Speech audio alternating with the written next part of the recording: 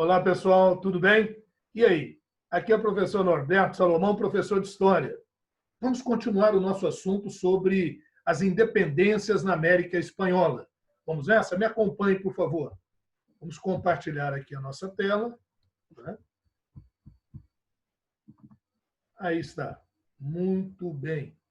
Pessoal, vocês sabem que durante as guerras napoleônicas, o Napoleão invadiu a Espanha e colocou no trono seu irmão José Bonaparte. E como é que reagiram aqui os elementos das colônias espanholas? Bom, nesse momento, a elite crioula, que era a elite local, filha de espanhóis nascidos na América, filhos de espanhóis nascidos na América, juntamente com os chapetones ou guaxupines, que eram aqueles espanhóis enviados para administrar aqui a região, eles se aliaram e dedicaram a sua fidelidade ao rei Fernando VII, rei da Espanha. Eles acreditavam que, assim fazendo, quando Napoleão fosse derrotado, caso ele fosse derrotado, o rei Fernando VII voltaria ao trono na Espanha e saberia recompensar aqueles que foram fiéis a ele. Essa era a ideia. Só que não foi bem o que aconteceu. O Napoleão Bonaparte foi derrotado em 1815, na Batalha de Waterloo. Quando Napoleão Bonaparte foi derrotado, vieram congressos reacionários. O que são reacionários? Congressos autoritários, conservadores, que queriam restaurar o absolutismo, que queriam restaurar o pacto colonial, restaurar o antigo regime. E aí o Fernando VII voltou ao trono na Espanha. Só que aí o Fernando VII, alegando que tivera muitos prejuízos durante as guerras napoleônicas, ele, ao invés de compensar aqueles que estavam na colônia, ele vai buscar agir de forma mais dura, com tributações pesadas. Aí a elite crioula vê que não havia outra saída, só tinha uma possibilidade, era o processo efetivo de independência. Por isso, nós vimos na nossa aula anterior sobre os movimentos malogrados, frustrados, que não conseguiram pleno êxito na independência, excetuando-se o movimento do Haiti, este sim, 1804, bem sucedido. Agora a gente passa a ver movimentos que foram bem sucedidos, a consolidação dos processos de independência na América Espanhola. Me acompanham? Vamos lá, então. Olha bem, pessoal, nós tivemos aqui as chamadas rebeliões vitoriosas, Rebeliões vitoriosas. Aqui entre 1817 e 1824.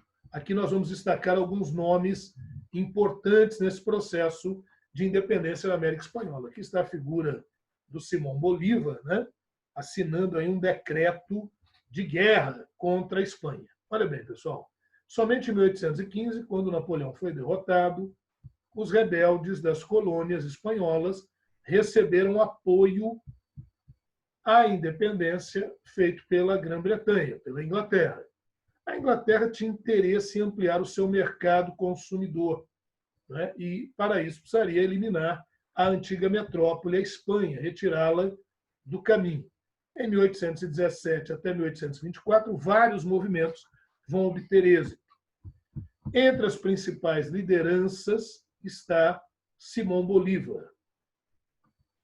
Por meio de campanhas militares, ele conquistou a independência da Colômbia, do Equador e da Venezuela.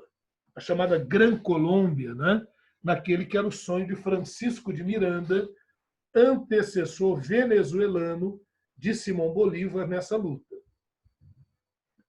Em troca do apoio militar fornecido pelos haitianos, o Haiti, que já era independente, mandou reforço aqui.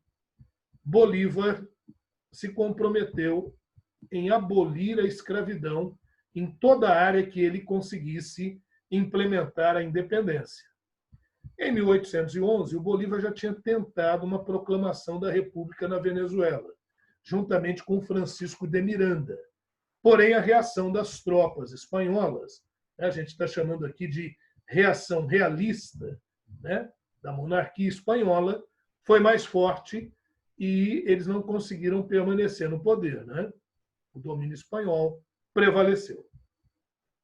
Após várias outras campanhas militares, tropas de Bolívar tomaram o poder novamente em 1813. Estabeleceram uma segunda república lá na Venezuela. Mas, novamente, em 1814, a Espanha manda tropas e, na Quinta Batalha de Maturim, fim da Segunda República, nova derrota do Bolívar, o Bolívar se exilou na ilha da Jamaica, que era, até então, colônia da Inglaterra. Lá, o Bolívar realiza a famosa Carta da Jamaica. Olha bem, isso aqui aparece em muitas provinhas, tá? Carta da Jamaica, por isso que eu dei um destaque aqui. Então, escrita em 1815 por Simão Bolívar, é uma carta dirigida a um importante comerciante que residia na Jamaica. O principal objetivo da carta era sensibilizar lá a Inglaterra a apoiar a independência efetiva, definitiva da Venezuela. Entre os argumentos que o Bolívar usou, vão se destacar aqui os seguintes pontos: combate ao injusto imposto, sistema imposto pela coroa espanhola, né? Ao injusto sistema imposto pela coroa espanhola, os habitantes da Venezuela, os crioulos, os filhos espanhóis nascidos na América, que deveriam assumir o poder na região. A Espanha escravizava o povo venezuelano e os laços que haviam unido a América Latina e a Espanha deveriam ser rompidos definitivamente, mas eles não conseguiriam isso sem o apoio internacional. E nessa carta demonstra que o domínio espanhol ele é nocivo para os princípios liberais, inclusive para os interesses da Inglaterra. E ele vai usar também o ideário iluminista para falar daquela ideia da liberdade, igualdade, fraternidade, aqueles ideais que já tinham embasado a independência dos Estados Unidos, a Revolução Francesa, né? Isso tudo já tinha acontecido. Bolívar expressa uma proposta também pan-americana. Nessa carta, é a primeira vez que ele propõe de forma efetiva aquilo que já era uma ideia do Francisco de Miranda, que era de criar uma unidade hispano-americana, né? Então, assim como havia os Estados Unidos da América do Norte, o interesse era criar aqui os Estados Unidos da América do Sul, excetuando-se o Brasil, porque o Brasil tinha se alinhado com o Congresso de Viena e da Santa Aliança, que eram congressos reacionários que queriam a restauração do absolutismo. Tá? Então, queria formar uma espécie de bloco constituindo uma força política, econômica e militar na região. Muito bem.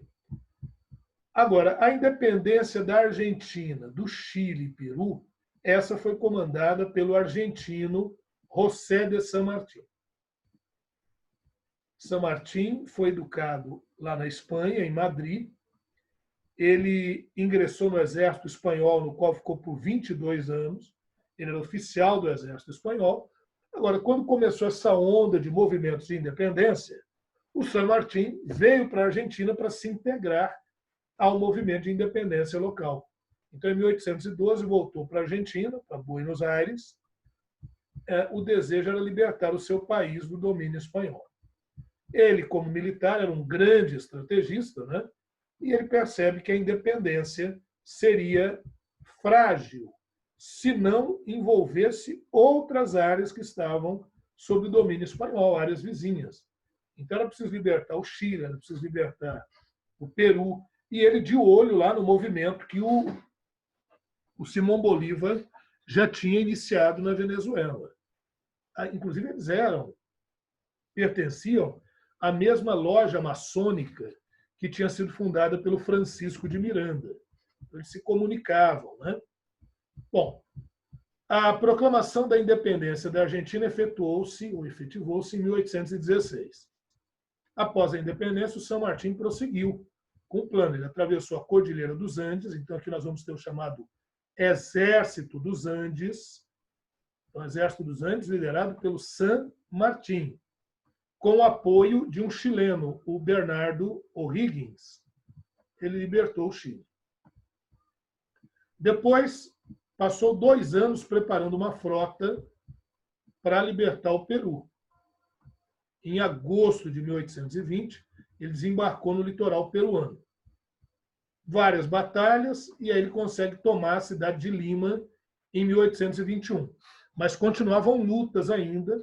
Ele é considerado, recebe o título de protetor do Peru, mas nós ainda vamos ter lutas para que essa independência peruana pudesse consolidar.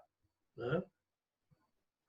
Para consolidar o seu plano, o San Martín falou: olha, eu tenho que encontrar com Bolívar para a gente juntar forças. Então ele vai realizar um encontro lá no Equador com o Bolívar. O chamado Encontro de Guayaquil. Também aparece em provas, em vestibulares e em Enem, 1822. Ó, então, até agora a gente viu Carta da Jamaica, 1815. Agora o encontro entre Bolívar e San Martín, o Encontro de Guayaquil. Em 1822, Guayaquil, o atual Equador, eles se reuniram. O objetivo era discutir uma estratégia para consolidar a independência do Peru e, a partir dali, concretizar a independência das outras regiões. Os dois libertadores tinham projetos diferentes. Isso aqui cai demais quando entra esse assunto. Qual que era o projeto do San Martín, lá, o argentino? Era a independência, mas as ex-colônias se tornariam monarquias. E essas monarquias, a coroa dessas monarquias, seriam oferecidas a europeus para governá-las. Se eles não quisessem, assumiria alguém daqui. Qual que era a ideia do San Martín com isso? Seria uma forma de evitar guerras civis na disputa pelo poder local e facilitar o reconhecimento da independência por países europeus. Então, o plano de San Martín era a independência, mas com a implementação de uma monarquia. Já o plano de Bolívar, presta atenção nisso, hein, gente? Atenção aí. O plano de Bolívar já era um plano pelo qual as ex-colônias deveriam se organizar em uma única e grande república federativa, excluindo-se o Brasil, como eu já falei para vocês. Né? Então, é um modelo pan-americano do Bolívar, é o pan-americanismo do Simão Bolívar. Beleza?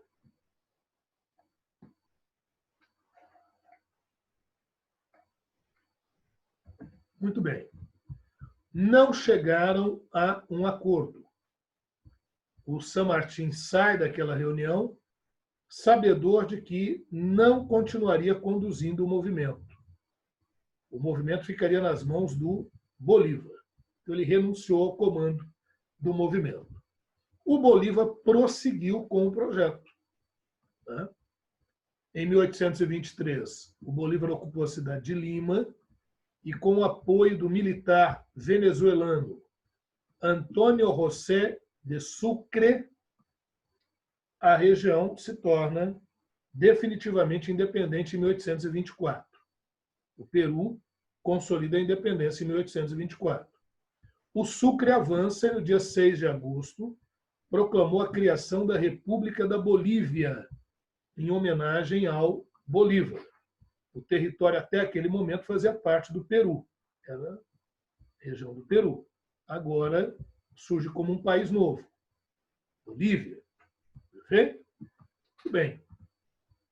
Aí nós vamos ter depois o Congresso do Panamá, também importante. Este aqui em 1826. Tá? Congresso do Panamá. É bom lembrar que o Panamá, nessa época, pertencia à Colômbia, então vai fazer parte da Gran Colômbia. Tá? Não havia ainda o país Panamá. O Panamá, como país, só vai se tornar independente por intervenção dos Estados Unidos em 1903, dentro daquele modelo da doutrina da Big Stick Policy, a doutrina do presidente Theodore Roosevelt. Os Estados Unidos queriam construir o Canal do Panamá, então estimulou os movimentos de independência do Panamá em relação à Colômbia. Então, nesse momento, Congresso do Panamá, mas eu não tenho ainda o país Panamá. Isso faz parte da Gran Colômbia, Só em 1903 a independência do Panamá por interferência dos Estados Unidos, ok? De junho a julho de 1826, esse congresso, idealizado pelo Bolívar, mas o Bolívar não pôde participar, ele estava ainda combatendo alguns focos contra a independência, então ele não pôde participar, mas manda representantes. Então, desde a Carta da Jamaica que havia essa proposta, né? Agora vai tentar consolidar no Congresso do Panamá de articular uma confederação hispano-americana. Estavam presentes representantes do México, da Federação Centro-Americana, da Gran Colômbia, não tem essa vírgula aqui, ó, Gran Colômbia, que é Venezuela, Equador, Colômbia e pedacinho lá que é o Panamá, e do Peru, incluindo, então, a Bolívia. Estavam ausentes a Argentina, Chile, Paraguai, Uruguai, Brasil, Estados Unidos e Haiti. O próprio Bolívar, como eu disse, não pôde participar desse congresso, né, desse evento. Os delegados estabeleceram algumas metas, né, a serem atingidas. Estabelecimento de uma eterna aliança dessa confederação hispano-americana com o objetivo de defesa comum e solução pacífica de conflitos internos para a preservação da integridade dos territórios dos Estados-membros. A abolição do tráfico de escravos africanos. Propunha um equilíbrio de forças entre os Estados-membros. Fixava futuras reuniões do Congresso a serem realizadas em tempos de paz ou de guerra. Você está vendo aqui, pessoal, então, que isso aqui é um antecessor de duas coisas: da Organização dos Estados Americanos e antecessor também do próprio Mercosul, da ideia de um bloco, né? A preocupação dos signatários, signatário é quem assina, né, um documento, participantes de uma assembleia, era a de uma possível intervenção da Espanha visando a recolonização. Então, eles precisariam se unir. O ideal era buscar o fortalecimento conjunto frente a outras nações, inclusive frente aos Estados Unidos e ao Brasil, que eram vistos como adversários dessa proposta de uma confederação. Mas aí a pergunta é a seguinte: deu certo essa confederação? Deu certo essa ideia do Congresso do Panamá? Já vem a resposta aqui. Ó. O ideal pan-americano de Bolívar não se concretizou. E não se concretizou por quê? Olha aqui o que está aqui, pessoal. Preste muita atenção nisso. Isso aqui também é perguntinha de prova. Tá? O ideal do Bolívar não se efetivou. Por quê? O sonho de Bolívar de uma nova república federalista, nos moldes dos Estados Unidos, como eu afirmei para vocês, né? Tinha lá os Estados Unidos da América do Norte, o ideal aqui do Congresso do Panamá era criar os Estados Unidos da América do Sul. Né? A ideia era essa. Muito bem. Foi gradualmente sucumbindo, se perdendo, né, diante dos interesses particulares de líderes locais. Então, presta atenção nesse termo que aparece muito em prova. Caudilhos. Caudilhos. Pessoal, caudilho aqui na América Espanhola é sinônimo dos mandatários locais, do mandonismo local. Para te aproximar, eu vou usar uma comparação. Seria semelhante aos coronéis, seria semelhante ao que foi o coronelismo aqui no Brasil. Então, são lideranças locais, carismáticas, detêm o poder econômico, o poder militar, o poder político de uma região. Então, esses caudilhos, com o processo de independência, eles não querem essa unidade maior proposta pelo Congresso do Panamá. Por quê? Porque eles querem ter o poder local. A ideia é que eles tenham o poder local. Né?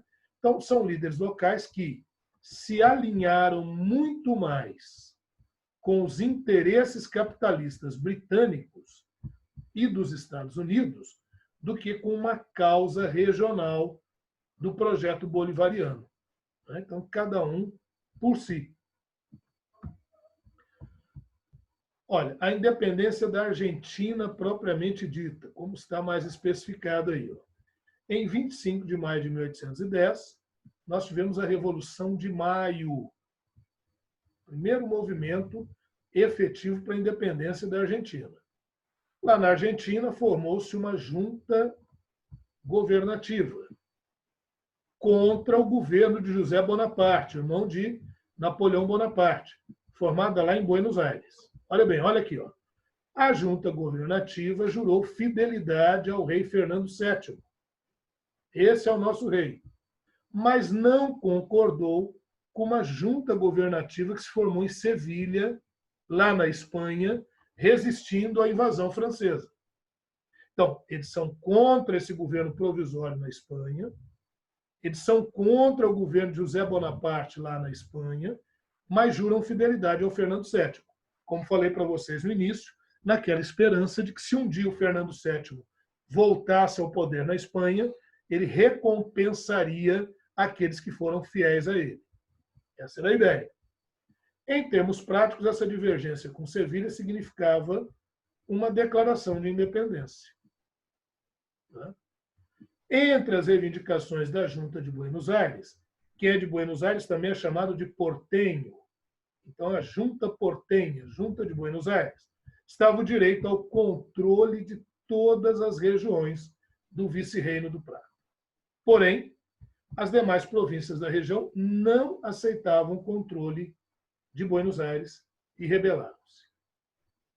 Montevidéu, por exemplo, se declarou a favor da Junta de Sevilha, se vinculou lá a esse governo provisório na Espanha.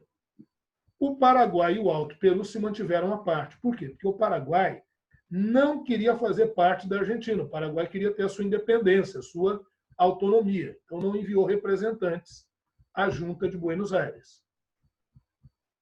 Tanto é que no ano seguinte, o Paraguai já se torna independente. Aqui, ó.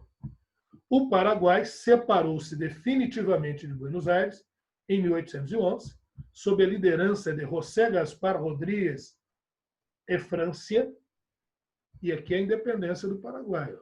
Então é interessante aqui do Paraguai, pessoal, que o Paraguai se tornou independente não só da Espanha, mas também da Argentina, né? Dessa tentativa de criar aí uma província do Prata, né? Se torna independente. O Uruguai, por sua vez, sempre esteve envolvido em longas disputas. Foi incorporado ao Império Português por Dom João VI em 1821, com o nome de Província Cisplatina. Então, o Uruguai já pertenceu aqui ao território brasileiro.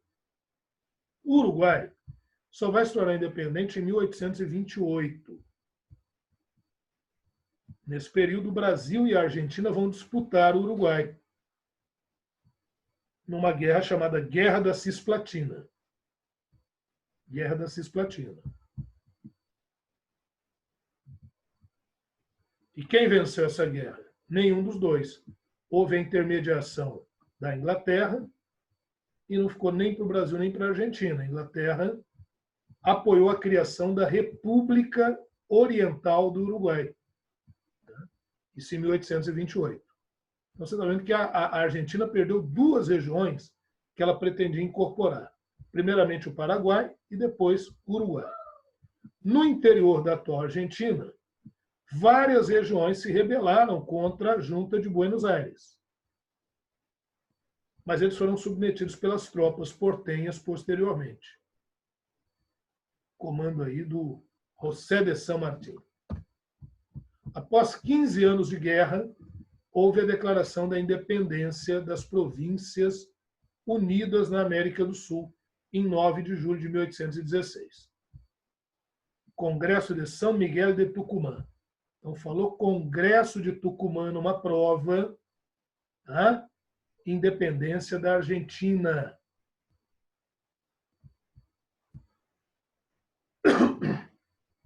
O Congresso de Tucumã foi uma Assembleia Legislativa e Constituinte realizada em 24 de março de 1816 até 11 de fevereiro de 1820. No ano de 1825, trocaram sua denominação pela de Províncias Unidas do Rio da Prata. E mais tarde, quando veio a Constituição, em 1826, aí adotou-se o nome de Argentina. O nome de Argentina. Tá? Principais nomes desse processo de independência: José de San Martín e Manuel Belgrano. Beleza. Independência do México, 1821. A gente viu ali o movimento, em 1810, do Padre Hidalgo e Morelos, né? Usando como símbolo Nossa Senhora de Guadalupe. Depois disso, o movimento foi frustrado e o México vai viver guerra de guerrilha entre 1815 e 1821. Destacaram-se nessas guerrilhas as lideranças de Guadalupe Vitória e Vicente Guerreiro. Então, aqui eles, ó, Guadalupe Vitória e Vicente Guerreiro. Em 1821, Agustín Iturbide, um espanhol, passou a liderar a causa da independência. Integrou-se. Aqui está o Agustín Iturbide. Mas é só lembrar que o Iturbide, antes disso, era um oficial espanhol que lutava, combatia o movimento de independência no México. Combatia o líder Vicente Guerreiro. Porém, quando a Espanha se enfraqueceu, o Iturbide, que era um oportunista, mudou de lado. Como ele não conseguiu derrotar a insurreição, ele passou para o lado dela. Bem naquela linha de, se não posso vencê-lo, junto-me a ele. Né? Então ele aliou-se ao guerreiro. E a partir dali, né, essa aliança chamada Braço de Acatempan, ele vai liderar a Guerra de Independência e proclama a independência do México. Em 24 de fevereiro de 1821, ele promulgou o Plano de Iguala, um plano que vai propor efetivamente a independência mexicana. Beleza? Bom, Plano de Iguala, 1821, também conhecido como Plano das Três Garantias, ou Plan Trigarante, foi proclamado em 1821, fase final da Guerra de Independência do México. Pessoal, o plano de Iguala, que está aqui, era uma tentativa de estabelecer uma fundação constitucional de um império. Opa! Então, o modelo é o modelo monárquico, nesse primeiro momento proposto pelo Iturbide. Então, esse plano definiu o catolicismo como religião nacional do México, proclamava a independência do México, o México se torna independente, a igualdade social de todos os grupos étnicos, porque lá no sul do México há um grande contingente de indígenas. Então, proclamava essa igualdade. Esses objetivos foram resumidos no seguinte lema: religião, independência e união. Mas lembrar que o ideal aí do Iturbide é um ideal monarquista, que vai ficar claro pelo Tratado de Córdoba, 1821. Olha bem, as forças rebeldes de todo o México juntaram-se ao exército de Iturbide. O vice-rei estava aqui, renunciou. Em 24 de agosto de 1821 foi assinado por Iturbide o Tratado de Córdoba, que reconhecia o México como nação independente, segundo os termos do Plano de Iguala, do Plano Trigarante. Iturbide incluiu um artigo que possibilitava ao Congresso escolher um rei local, um rei crioulo, aqui da terra. Isso se nenhum membro da realeza na Europa aceitasse o trono mexicano. Bom, na verdade, aqui o Iturbide legislou em causa própria, porque como ninguém lá na Europa aceitou, adivinha quem se tornou o rei do México? O Iturbide, né? Iturbide foi coroado imperador do México em 21 de julho de 1822, como Agustín I, só que ele reinou pouco tempo, só reinou até 1823. Porque quando ele se coroou imperador, ele rachou o movimento. Então, olha aqui, ó, quando Iturbide se autoproclamou imperador, ele levou à insatisfação de muitos e aí uma rebelião de vários setores mexicanos. O movimento contra Iturbide levou à criação dos Estados Unidos Mexicanos em 1823, uma república, e o Guadalupe Vitória foi quem assumiu o poder. Em 19 de julho de 1824, o Agustín Iturbide foi preso e executado, foi morto. Bom, e finalmente, pessoal, para a gente concluir, a independência de Cuba, 1895, 1898. Então, a ilha de Cuba era uma colônia da Espanha, né? E a independência de Cuba, curiosamente, teve o apoio dos Estados Unidos. Por quê? Porque era uma área importante, econômica. Cuba era uma grande produtora de açúcar e os Estados Unidos tinham interesse na região. Então já vem aqui o interesse do imperialismo norte-americano. Os Estados Unidos fez várias propostas ao governo da Espanha para comprar Cuba, mas nunca foi atendido nessa proposta. Aqui está os Estados Unidos. Olha onde é que está localizado Cuba. Bem pertinho aqui da Flórida. Bem pertinho. Tá? Então, nós tivemos inicialmente a Guerra dos 10 anos na luta pela independência cubana, isso em 1868. Foi chamado Grito de Yara, tendo como líder Carlos Manuel Céspedes. Essa guerra proclamou a independência de Cuba, mas não conseguiu resistir à atuação espanhola. Então, proclamou-se a independência, mas essa não se sustentou. A guerra chamada de 10 anos foi marcada pela crueldade do exército espanhol. Com o apoio da população, os revolucionários redigiram uma constituição, receberam o reconhecimento de alguns países aqui da América Latina que já eram independentes, mas as forças espanholas eram em maior número, tinham maior força, e em 1878 a guerra acabou com um acordo de paz e foi frustrada a independência de Cuba nesse momento.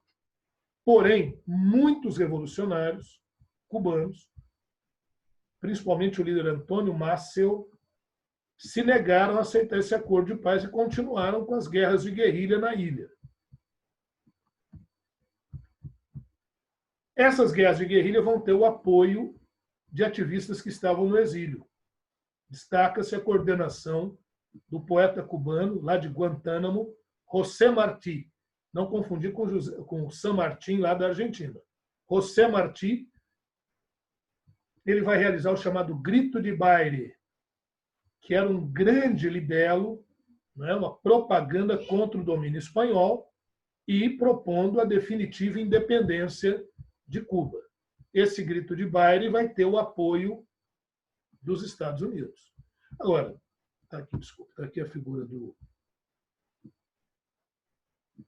do San Martín. Agora, os Estados Unidos precisavam de uma justificativa para entrar nessa guerra. Então, os Estados Unidos afirmou que um navio americano, o navio Maine, que explodiu, tinha sido alvo de uma sabotagem espanhola. Isso justificou a declaração de guerra dos Estados Unidos à Espanha. Aí, esse conflito vai ficar conhecido como Guerra Hispano-Americana e vai envolver a luta pela independência de territórios como Cuba, Porto Rico, Ilhas Filipinas, né, que está lá no Pacífico. Então, não é só aqui na região, não. Esse foi considerado o primeiro grande conflito dos Estados Unidos com uma nação europeia, óbvio, depois da Guerra de Independência. E após 8 meses de conflito, houve a vitória dos Estados Unidos. Essa guerra também marcou o fim definitivo do domínio espanhol, né? E projetava os Estados Unidos como uma nova potência mundial. Após a derrota do governo espanhol, o governo espanhol foi obrigado a assinar o Acordo de Paz em Washington, pelo qual reconhecia a independência daquelas várias regiões, né?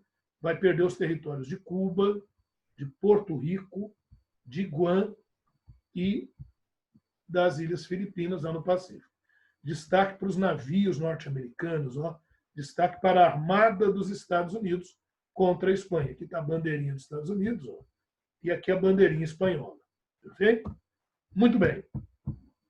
A ocupação americana de Cuba se prolongou até 1902. Em 1901, a gente tem a primeira Constituição cubana, mas ela já veio com a Emenda Platt, uma emenda proposta pelos Estados Unidos, pela qual os Estados Unidos poderiam interferir em Cuba sempre que a liberdade estivesse ameaçada. Tá? e também Cuba cede para os Estados Unidos, em caráter definitivo, a Baía de Guantánamo, 117 quilômetros quadrados de extensão, que hoje, até hoje, é uma base naval dos Estados Unidos. Olha, vamos olhar aqui no mapinha. Aqui está Cuba, aqui está Havana, a capital, e aqui no sul está Guantánamo, base naval dos Estados Unidos, na Baía de Guantánamo. Perfeito?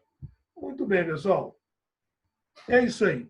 É isso que nós tínhamos para falarmos sobre a independência ou as independências da América Espanhola e Haiti. Espero que você tenha gostado, que isso tenha esclarecido um monte de aspectos para você.